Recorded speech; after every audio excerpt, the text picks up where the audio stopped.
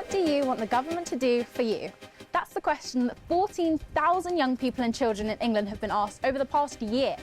I'm here to find out what they said and what the people in charge say they're going to do about it. I've just had the most amazing roundtable With the information they got, the government are revealing today what kinds of services they're planning to provide young people over the next 10 years. It's called the National Youth Strategy. It includes more mental health support, over 250 new youth clubs being built or refurbished, and more information on how to stay safe online. Some of the young people who took part in the consultation are here today.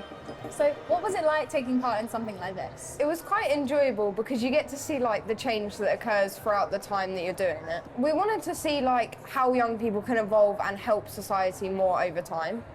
We were starting off with foods and how healthy choices can impact your life. And then we also did stuff about safe spaces and where people can go when they feel like they need help with things.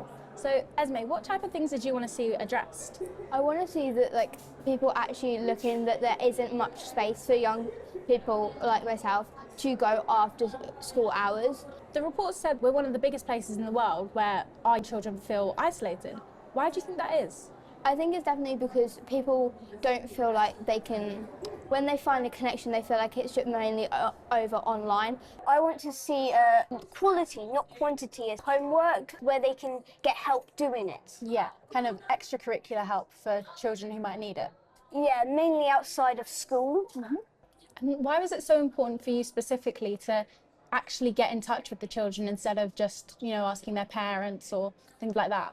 Well, growing up in England today is completely different from growing up 20, 30 years ago. Yeah. The last time this country had a national strategy for its young people was before the iPhone was invented. That's shocking. So much has changed since then. And many youth clubs, youth workers, so many things have disappeared.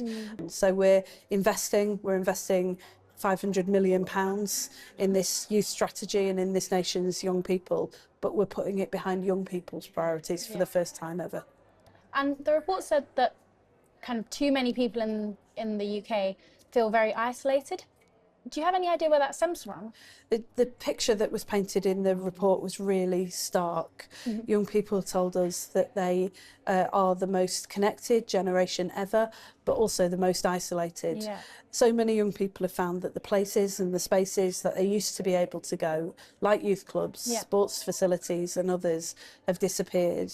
They've retreated into their bedrooms where they spend a lot of time alone and a lot of time online. Yeah. And a lot of those relationships online aren't healthy.